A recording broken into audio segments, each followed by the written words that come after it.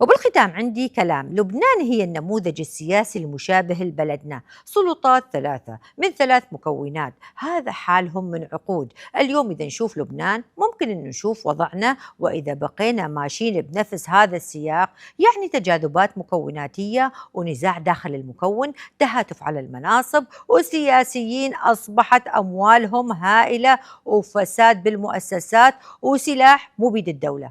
وبعد التحولات الآن تبحث لبنان على انتشال أوضاعها، وهذا اللي يتأمله الشعب اللبناني في ظل رئيس جديد وحكومة جديدة حتعمل على تصحيح أخطاء الماضي.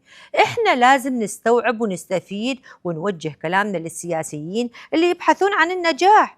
نجاحكم بكسب ثقة المواطن وتقديم منجز، لأن المناصب والله ما تدوم، والله ما تدوم المناصب، واللي ما يستفيد من تجارب الدول ما عنده عقل.